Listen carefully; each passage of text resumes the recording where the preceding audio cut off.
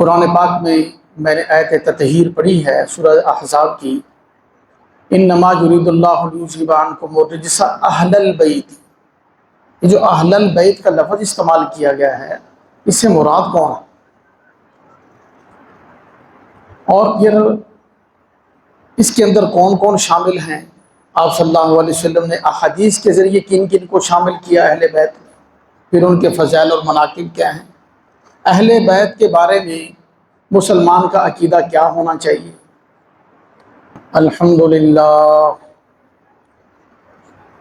الحمدللہ وحدہ والصلاة والسلام علی من لا نبی بعدہ ولا معصوم بعدہ ولا رسول بعدہ ولا امت بعد امتہ ولا کتاب بعد کتابہ نحمدہ ونصلی ونسلم علی رسولہ الکریم، اما بعد فاعوذ باللہ من الشیطان الرجیم، بسم اللہ الرحمن الرحیم، انما یرید اللہ لیذھب عنکم الرجس اہل البیت ویطہرکم تطہیرا۔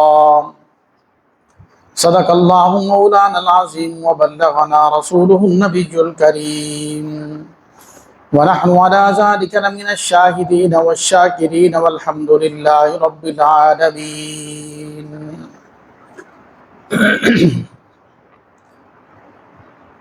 لائق سب تکریم و تعظیم، واجب الاحترام معزز و مکرم دوستوں اور بزرگوں،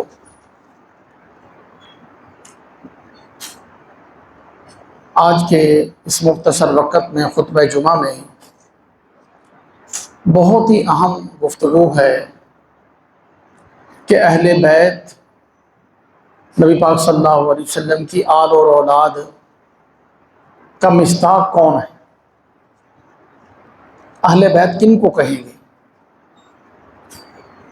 قرآن پاک میں نے آیت تطہیر پڑھی ہے سورہ احزاب کی، انما یرید اللہ لیذھب عنکم الرجس اہل البیت۔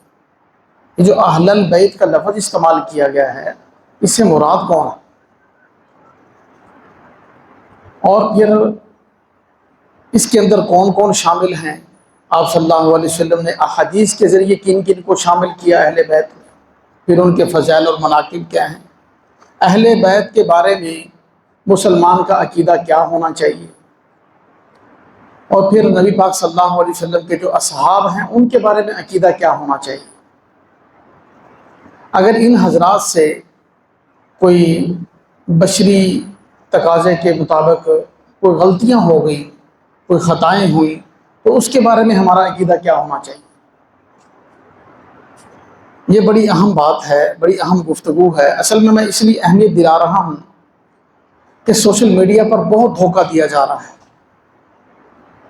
من گھڑت حدیثیں بیان کی جا رہی ہیں۔ کل پرسوں کی بات ہے، ایک دوست نے مجھے ایک جو ہے نوٹ بھیجا، لکھا ہوا تھا، اور اس میں اس نے مطلب ہے کہ حدیثیں لکھی ہوئی تھی، کہیں سے اس نے لے کر کاپی کر کے مجھے جو ہے نا وہ میرے پاس بھیج دیا۔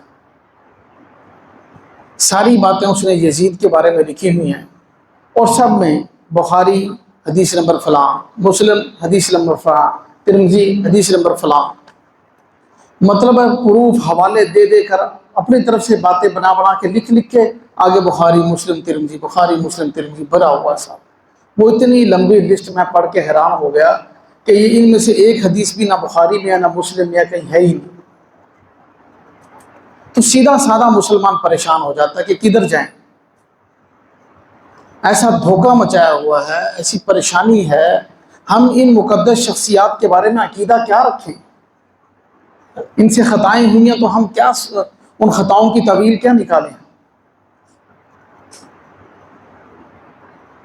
تو بھائی دیکھیں، ایک بات ہم ذہن میں رکھ لیں، اپنے مسلک کو پروموٹ کرنے کے لیے، اپنے مسلک کو ثابت کرنے کے لیے کوئی بندہ ڈائریکٹ قرآن پر اعتراض کرے کہ یہ قرآن ٹھیک نہیں تو ہم اسے مسلمان ہی نہیں سمجھیں۔ اپنے مسلک کو ثابت کرنے کے لیے کوئی بندہ ڈائریکٹ حدیث پر اعتراض کرے، صحیح حدیث ہے اور وہ اسے من گھڑت کہہ رہا ہے، ایسی بات کہہ رہا ہے، حدیث کا انکار کر رہا ہے، ہم اسے مسلمان نہیں سمجھیں۔ یہ بات ہم ذہن میں رکھیں، یہ بڑا اہم معاملہ ہے، قرآن و حدیث کا معاملہ ہے، یہ قرآنی شخصیات ہیں، یہ حدیثی شخصیات ہیں۔ آپ صلی اللہ علیہ وسلم نے ان کے بارے میں جو فرما دیا، اللہ نے ان حضرات کے بارے میں جو فرما دیا، اب اس میں آج کا مورخ اٹھ کر، کوئی بندہ اٹھ کر ان حضرات کی توہین کرے یا کچھ کہے تو ہم مطلب ہے کہ کبھی بھی اس کی بات کی تصدیق نہیں کریں گے۔ دیکھیں، میں کوئی کسی کے جواب دینے کے لیے، یہ ٹائم اب بہت ہمارے دوست آتے ہیں، سب بڑا قیمتی ٹائم ہوتا ہے، ہم کسی سے اختلاف کی بات کرنے کے لیے نہیں آئے، ہم اپنی بات سمجھانے کے لیے آئے کہ جو میرے سننے والے ہیں ان کو صحیح بات تو پتہ چلے، قیامت کے دن مجھے تو نہیں پوچھا جائے گا کہ آپ نے ہمیں صحیح بات نہیں بتائی، صحیح بات جو ہے وہ ہم تک پہنچ جائے، جہاں قرآن و حدیث کے روح سے کہ اہل بیت ہیں کون، اصحاب پیغمبر ہیں کون، ان کی تعریف کیا ہے، اور ہمیں مسلمانوں کو ان کے بارے میں کیا عقیدہ رکھنا ہے، ان کو کیا مقام دینا ہے۔ یہ اس بارے میں انشاءاللہ کوشش ہوگی کہ بات ہو، اللہ پاک ہمیں سمجھنے کی توفیق نصیب فرمائے۔ میرے محترم دوستوں اور بزرگوں، پہلے تو سمجھے ہم سب سے پہلے کہ یہ جو صحابہ اور اہل بیت ہیں نا، یہ قرآنی شخصیات ہیں، ان سے اگر کہیں خطا ہوئی ہے ہم اس کی تعویل نکالیں گے، کہیں کوئی غلطی ہوئی ہے ہم اس کی تعویل نکالیں گے۔ قطعاً کسی مسلمان کا عقیدہ نہیں ہے کہ صحابہ اور اہل بیت معصوم ہیں۔ معصوم صرف دو شخصیات ہیں، ذہن میں رکھ لیں، صرف دو شخصیات ہیں، ایک فرشتے اور ایک نبی، انبیاء۔ ان دونوں سے گناہ سرزد ہو ہی نہیں سکتا۔ فرشتوں کا معصوم ہونا کوئی کمال کی بات نہیں ہے، کیوں؟ اس لیے کہ ان کے اندر گناہ کا مادہ ہی نہیں ہے سرے سے۔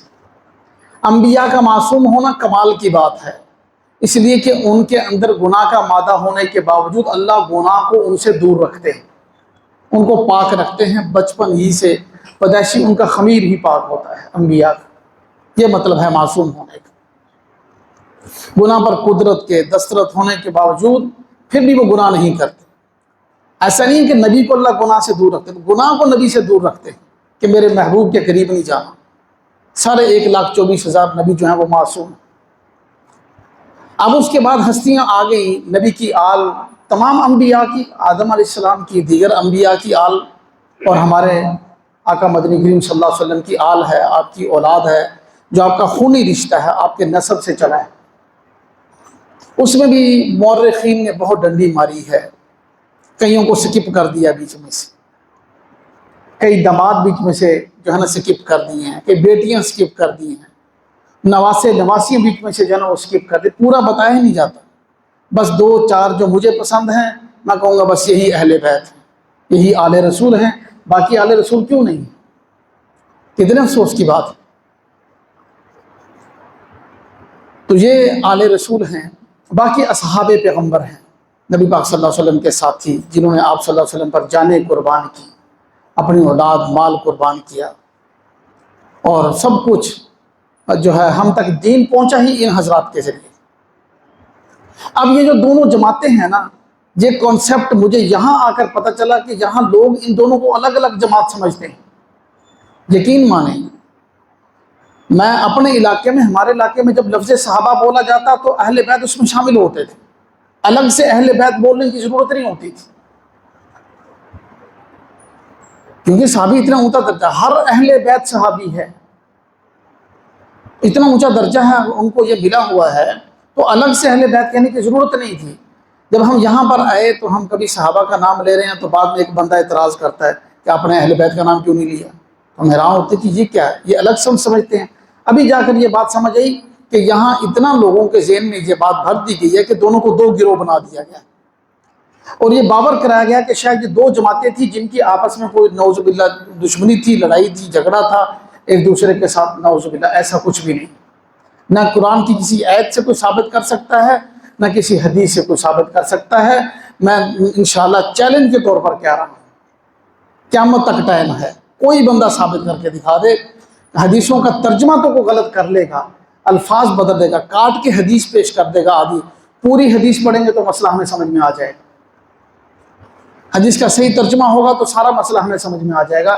اسی طرح قرآن کی آیت کی تعویل تو کوئی غلط کر سکتا ہے، اگر صحیح تشریح اس کی ترجمہ صحیح کیا جائے تو کبھی ان ہستیوں میں آپس میں کوئی اختلاف نہیں ملتا۔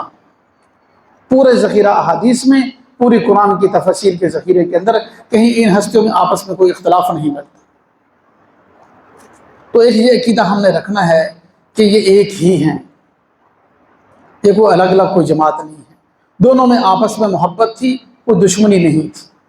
اگر کوئی ایسی باتیں ہم تک پہنچی ہیں تو وہ من گھڑت ہیں، 100% من گھڑت موضوع ہیں۔ اب آتے ہیں آیت تطہیر کی طرف۔ انما یرید اللہ لیذھب عنکم الرجس اہل البیت ویطہرکم تطہیرا۔ اس آیت سے پہلے 21واں پارہ ختم ہو رہا ہے اور 22واں پارہ جو ہے وہ شروع ہو رہا ہے۔ ازواج مطہرات کا تذکرہ چل رہا ہے۔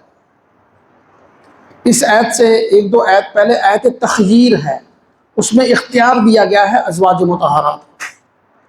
ایسا ہوا کہ مدینہ منورہ میں جب فراوانی زیادہ ہوئی، مال زیادہ آنا شروع ہوا، تو ازواج مطہرات نے یہ نبی پاک صلی اللہ علیہ وسلم تک مطالبہ بھیجا اپنا کہ یا رسول اللہ دیکھیں، پہلے تو چلو مانتے ہیں کہ تنگی تھی، لیکن اب تو فراوانی ہو رہی ہے، اتنا مال آتا ہے، سب غرباء میں تقسیم کر دیتے ہیں، آپ اپنے ازواج مطہرات کے ہاں بھیجتے ہی نہیں ہیں، جبکہ ہم دیکھتی ہیں کہ کیسر و کسریٰ جو دنیا کے بادشاہ ہیں، ان کی بیویاں جو ہیں وہ اتنا سونا پہنتی ہیں، اتنے جوڑے پہنتی ہیں، اتنی خادمائیں ہیں، سب کچھ ہے۔ تو یہ بات نبی پاک صلی اللہ علیہ وسلم کے قلب مبارک پر جو ہے بڑی ناگوار گزری کہ تمہارا کتنا اونچا مقام ہے، تم نبی کی بیویاں ہو، اسی پر یہی سب سے بڑا مقام ہے، اس سے آگے کون سے سونے چاندی کی ضرورت ہے؟ اور اس سے قیمتی سونا ہو سکتا ہے؟ کسی کو نبی کی رفاقت مل جائے، نبی کی بیوی بن جائے، سونے چاندی کی کیا اوقات ہے یہاں پر؟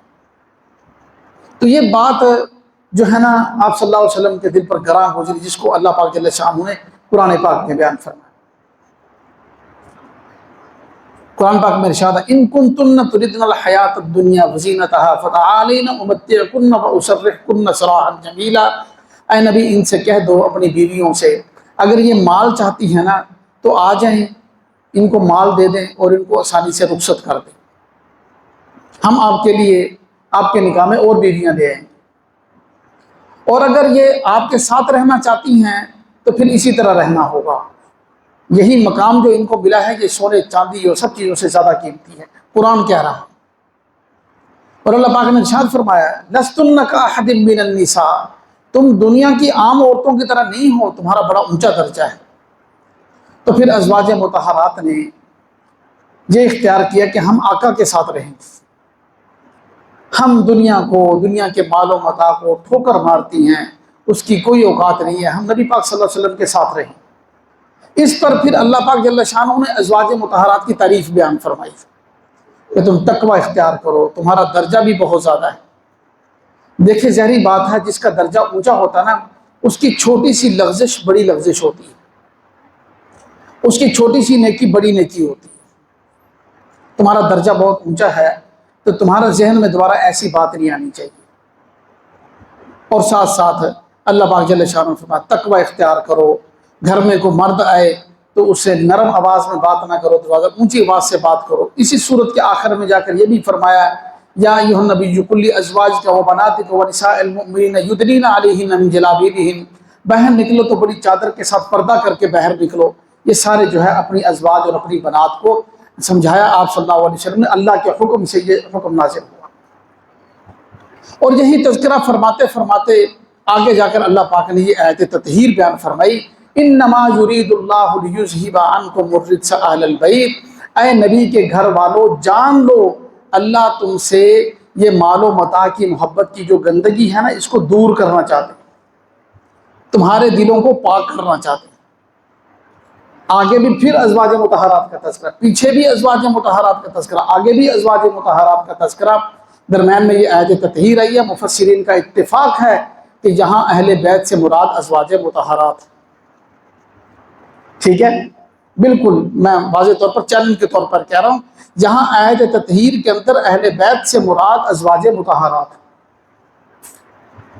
اب رہی بات کہ جس وقت یہ آیت نازل ہوئی اس وقت اہل بیت آپ صلی اللہ علیہ وسلم کی آل بھی موجود تھی، حدیث پاک ہے، صحیح حدیث ہے کہ یہ آیت نازل ہوئی ہے تو ام سلمہ رضی اللہ تعالیٰ عنہ کے گھر، تو آپ صلی اللہ علیہ وسلم کو اپنی زوجہ محترمہ حضرت خدیجہ کا خیال آیا، کیونکہ انہوں نے بہت بڑا ساتھ دیا، ساری اولاد آپ صلی اللہ علیہ وسلم کی ان سے ہے اور بڑا ساتھ دیا ساری زندگی میں۔ تو آپ صلی اللہ علیہ وسلم نے کیا کیا، اپنی صاحبزادی حضرت فاطمہ کو بلایا، کیونکہ اس وقت وہی حیات تھی، حضرت خدیجہ کی اولاد میں سے تھی، ان کو بلایا، اپنے نواسوں حسن و حسین کو بلایا، اور حضرت خدیجہ کے پروردہ تھے، ان کے ہاں پرورش پائی تھی حضرت علی کرم اللہ وجہ، ان کو بھی بلایا، بلا کر آپ نے اپنی چادر کے نیچے بٹھایا۔ صحیح حدیث ہے، اپنی چادر کے نیچے، جس کو حدیث کسا کہتے ہیں، حدیث ردا بھی کہتے ہیں، چادر والی حدیث، اس کے نیچے بٹھایا اور فرمایا کہ یا اللہ یہ میرے اہل بیت ہیں، میری آل ہیں، ان کو بھی اہل بیت میں شامل فرما دے۔ حضرت ام سلمہ پاس کھڑی ہوئی تھی، ام المومنین ہے، عرض کی یا رسول اللہ مجھے بھی چادر کے نیچے رکھ لیں۔ آپ نے فرمایا تجھے تو یہ مقام مل گیا ہے اہل بیت کا، تجھے یہاں آنے کی ضرورت نہیں ہے مکانہ کی، تجھے یہ مقام مل گیا ہے۔ یہ اس آیت کے نیچے نہیں تھے تو مجھے اپنی بیوی کی یاد آئی، ان کی جو اولاد ہے ان کی نشانیاں موجود ہیں، میں تو ان کو داخل کرنے کے لیے اپنی چادر کے نیچے داخل کیا۔ تو اب کچھ لوگ اس بات پر مصر ہیں کہ نہیں ہم اہل بیت میں صرف بیویوں کو شامل کریں گے، وہ بھی غلط ہے۔ کچھ لوگ اس بات پر اصرار کرتے کہ اہل بیت میں بیویاں نہیں ہیں، صرف حضرت علی، حضرت فاطمہ، امام حسن و حسین ہیں، یہ بھی غلط ہے۔ اہل سنت کا پورا موقف یہ ہے، آپ کی ازواج، آپ کے دماد، آپ کی آل، آپ کے نواسے نواسیاں، آپ کی بیویاں سب گھر والے ہیں۔ اور قرآن کی دوسری آیت سے سورۃ ہود کے اندر موجود ہے، اللہ پاک جل شانہ حضرت ابراہیم علیہ السلام کے اہل بیت کا تذکرہ کرتے ہوئے وہاں بھی یہی لفظ استعمال کرتے ہیں، اتعجبین من امر اللہ رحمۃ اللہ وبرکاتہ علیکم اہل البیت انہ حمید مجید، کہ حضرت ابراہیم علیہ السلام کی زوجہ محترمہ جو ہیں وہ گھر کے پیچھے کھڑی ہوئی سن رہی تھی، فرشتے کہہ رہے تھے تو حیران ہوتی ہے کہ بڑھاپے میں اولاد کیسے ہوگی۔ اب نبی کی بیوی کے لیے اہل کا لفظ استعمال کیا، ہم بھی اہل خانہ کہتے ہیں۔ دیکھیں اہل بیت میں سے ازواج مطہرات کو کبھی نہیں نکالا جا سکتا۔ جب کسی کو کہتے ہیں کہ میرے گھر والے ہیں تو اسے بیوی ہی مراد ہوتی ہے۔ اولاد ہمیشہ بڑی ہو کر دور چلی جاتی ہے، بیٹیوں کو تو ہم شادی کر دیتے ہیں، وہ تو بیچاری ویسی اپنے نصیب کے مطابق اپنے گھروں میں چلی جاتی ہے۔ بیٹے بھی کبھی کوئی ساتھ رہتا ہے کوئی نہیں رہتا، آخر تک بندے کے ساتھ رہتی ہے تو بیوی رہتی ہے، اس لیے بیوی کو اہل کہا گیا ہے، اہل بیت کہا گیا ہے۔ تو اس لیے بھائی ہم نے یہ عقیدہ رکھنا ہے، ہم کسی کے اعتراض کا جواب نہیں دے رہے، کسی کا مقابلہ نہیں کر رہے، ہم اپنے عقیدے کی بات کر رہے ہیں کہ اہل بیت کے اندر یہ سب شخصیات شامل ہیں۔ آپ صلی اللہ علیہ وسلم کی ازواج مطہرات حضرت خدیجہ رضی اللہ تعالیٰ عنہ، آپ صلی اللہ علیہ وسلم روزانہ کسی نہ کسی بہانے حضرت خدیجہ کا تذکرہ کیا کرتے تھے، فرماتے تھے کہ اس کے میرے اوپر اتنے احسانات ہیں میں بتا نہیں سکتا، اور کبھی کبھی یاد آتی تو آنکھیں بھر آتی تھی، آنسو آ جاتے تھے۔ یہ آپ صلی اللہ علیہ وسلم کی سب سے پہلی بیوی ہے، جب تک یہ آپ صلی اللہ علیہ وسلم کے نکاح میں رہی آپ نے دوسرا نکاح نہیں فرمایا، جب تک آپ کے نکاح میں بہت خدمت کی، بہت دلاسا دیا، امت کی ترجمانی کی۔ پہلی وحی جب نازل ہوئی اقرأ بسم ربک الذی خلق، اس وقت جبرائیل فرشتوں کی طرف سے ترجمانی موجود تھی، جبرائیل موجود تھی، انبیاء کی جماعت میں سے نبی پاک صلی اللہ علیہ وسلم موجود تھے۔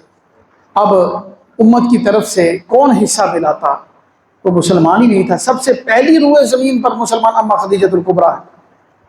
آپ صلی اللہ علیہ وسلم جب غار حرا سے تشریف لائے تو سب سے پہلے تسلی دی اما خدیجۃ الکبریٰ، تو پوری امت کی ترجمانی کی، امت کی طرف سے حصہ ہماری ماں نے ملایا، اور یہ وہ ہماری مائیں ہیں ازواج مطہرات جن کو قرآن نے کہا ہے النبی اولیٰ بالمؤمنین من انفسہم وازواجہ امہاتہم، نبی کی بیویاں تمہاری مائیں ہیں۔ جو جس ماں نے ہمیں پیدا کیا نا اس کو قرآن نے نہیں کہا تمہاری ماں ہے، وہ ہم بڑے ہوتے گئے ہمیں رشتہ دار بتاتے گئے، ماں نے سکھایا کہ مجھے مما کہو، بڑے بہن بھائیوں کو دیکھا ماں کہنے لگے، یا خود بڑا ہے تو بتانے سے پتہ چلا، لیکن یہ وہ مائیں ہیں جن کو قرآن نے ماں کہا۔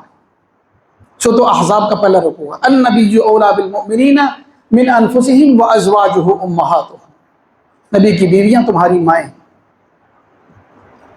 سب سے پہلے حضرت خدیجہ رضی اللہ تعالیٰ عنہ، ایک ایک کے حالات بیان کروں اتنا ٹائم نہیں ہے، صرف نام عرض کرتا ہوں۔ دوسری ہیں سودا بنت زمعہ رضی اللہ تعالیٰ عنہ، حضرت خدیجہ کی وفات کے بعد سب سے پہلے نکاح حضرت سودا سے کیا۔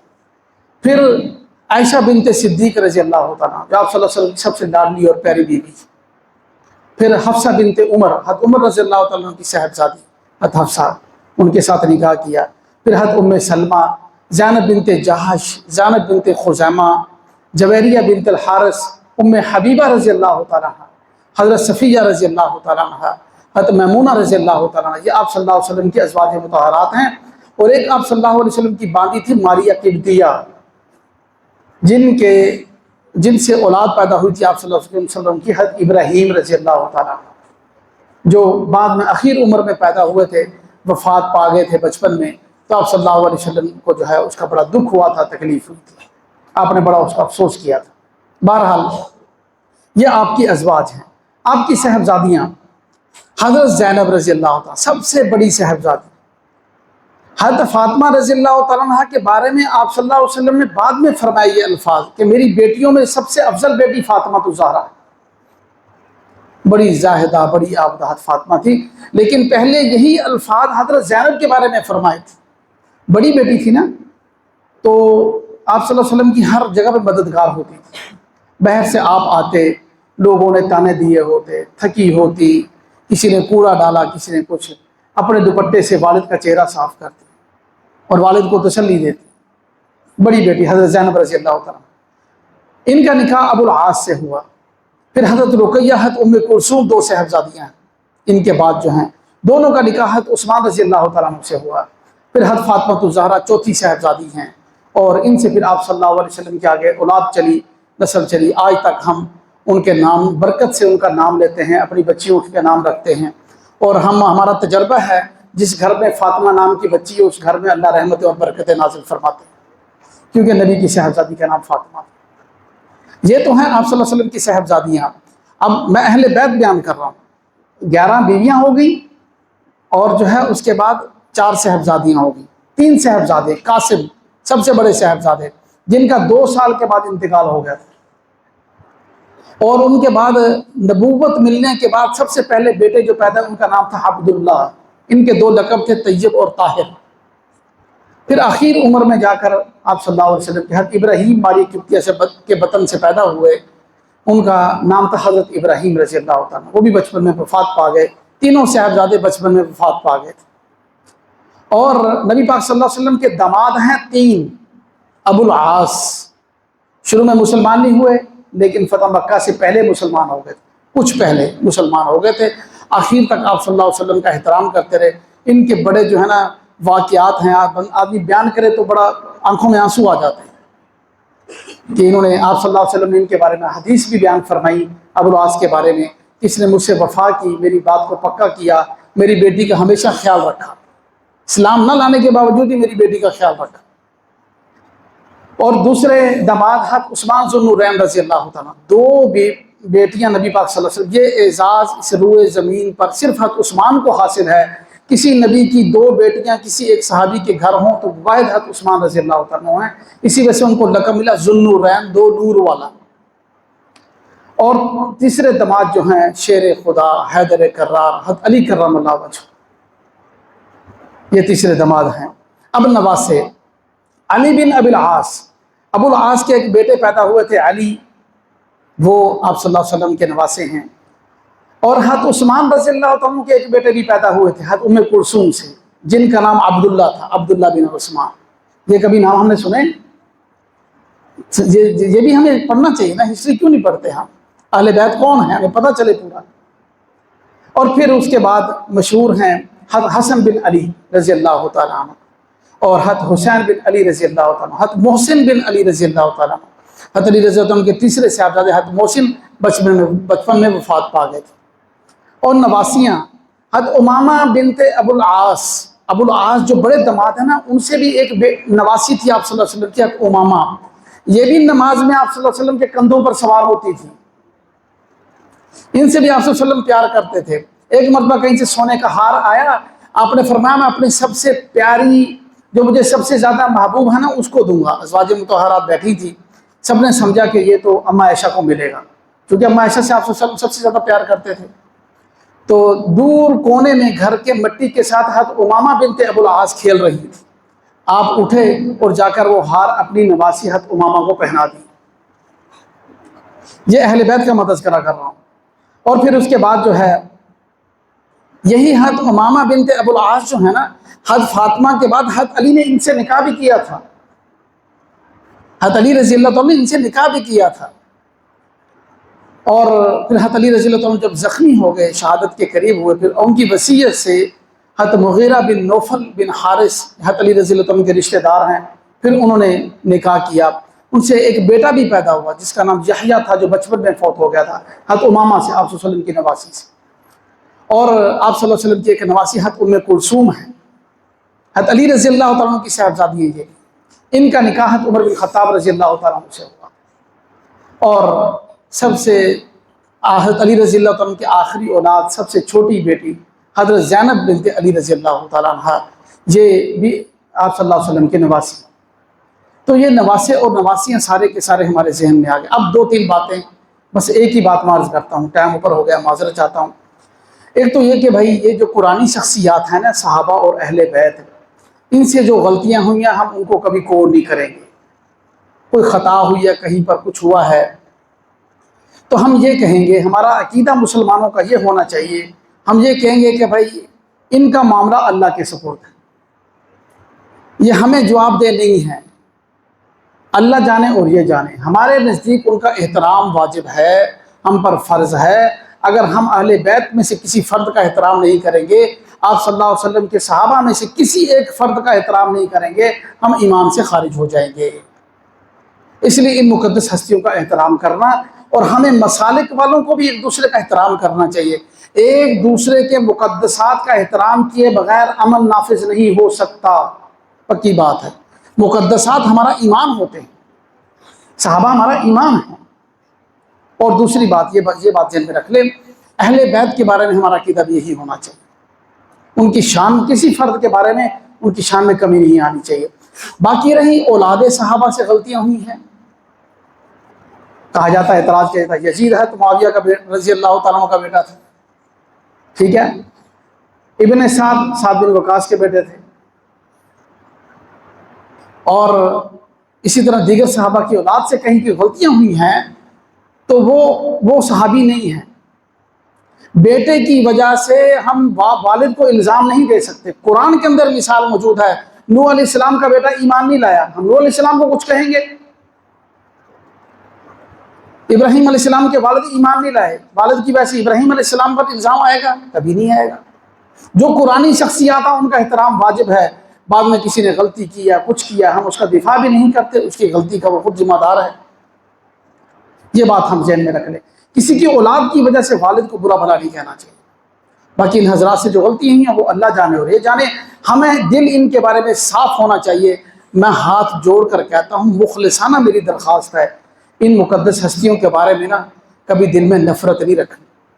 یہ اتنے اللہ کو پیارے لوگ ہیں، صحابہ اور اہل بیت، ان کے بارے میں اگر ہم نے کچھ بھی دل میں رکھا نا، آخرت میں تو جو ہوگا ہوگا، دنیا میں بھی اللہ عبرت کا نشان بنا دیتے ہیں۔ یہ اللہ کو اتنے پیارے لوگ ہیں، اللہ پاک ہمیں عمل کی توفیق نصیب فرمائے۔ وقت اوپر ہو گیا، جلدی ذرا سنتے ہیں۔